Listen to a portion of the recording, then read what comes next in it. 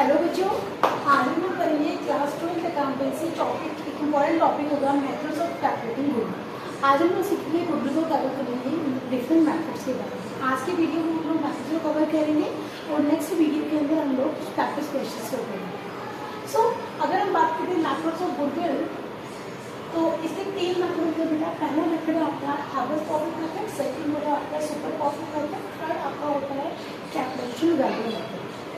अगर हम बात करें calculation of goodwill with the help of the super profit average profit method, तो फॉर्मूला होगा आपका गुडविल निकालने का एवरेज प्रॉफिट इनटू में नंबर ऑफ ईयर परचेज। सो अगर हम बात करें यहाँ पर एवरेज प्रॉफिट कैसे निकलता है, it will be number of year purchase आपका जो गिवन होगा क्वेश्चन में। अगर हम बात करें एवरेज प्रॉफिट की, एवरेज प्रॉफिट निकलता है total profit of the years upon में टोटल नंबर ऑफ ईयर। जितने भी सालों को हमें प्रॉफिट दिया है वो अपॉन में टोटल नंबर ऑफ ईयर्स कितने साल गिवन है उससे डिवाइड करने पर हम निकाल सकते हैं अपने एवरेज प्रॉफिट।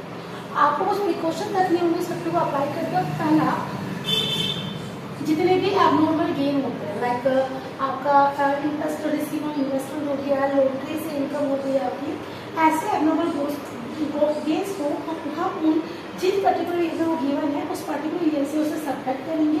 जबकि जो एबनॉर्मल लॉसेज होते हैं, एबनॉर्मल लॉस में आपके आते हैं loss by theft, loss by fire, ऐसे लॉसेज को उस पर्टिकुलर ईयर के लिए क्या करेंगे बेटा, ऐड बैक करेंगे, मतलब वापस से ऐड करेंगे। अगर हम बात करें मेथड ऑफ सुपर प्रॉफिट, अगर गुडविल निकालने का तो सुपर प्रॉफिट मेथड डिस्कशन करेंगे। फॉर्मूला होगा सुपर प्रॉफिट इनटू में number of year purchase, number of year purchase. यहाँ पर क्वेश्चन है कि ma'am how can we calculate super profit, तो सुपर प्रॉफिट का फॉर्मूला होता है एवरेज प्रॉफिट माइनस में नॉर्मल प्रॉफिट।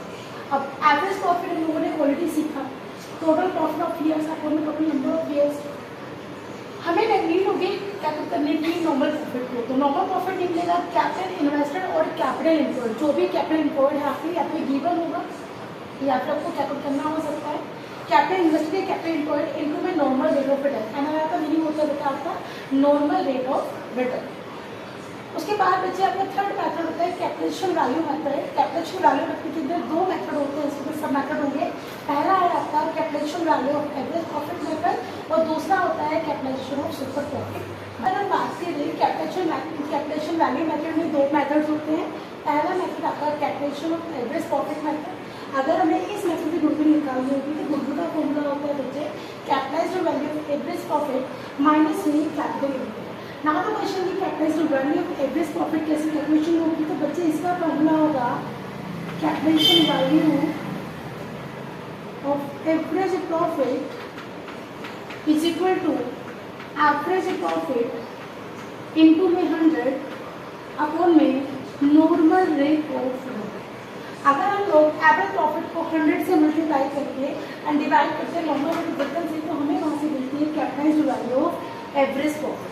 और उसमें से जब हम माइनस करेंगे बच्चे कैपिटल एम्प्लॉयड को, तो वहाँ से हमें मिलती है बच्चे हमें मिलेगा गुडविल का अमाउंट। उसके बाद बेटा ना तो क्वेश्चन है कि मैम कैपिटल एम्प्लॉयड का फॉर्मूला होता है बच्चे टोटल एसेट्स माइनस में आउटसाइड लायबिलिटीज और partners capital plus reserve and surplus में लॉन्ग टर्म लायबिलिटीज। आप इनमें से किसी भी फॉर्मूले को अकॉर्डिंग टू क्वेश्चन रख करके कैपिटल एम्प्लॉयड कैलकुलेशन यहाँ से कर सकते हैं।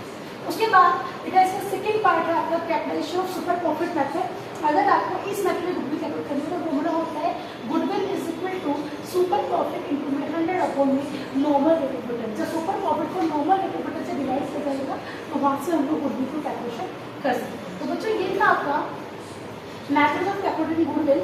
बाकी की जो प्रैक्टिस क्वेश्चन होंगे वो हम लोग अपने नेक्स्ट क्लास में डिस्कस करेंगे। तो तब तक के लिए बाय एंड टेक केयर।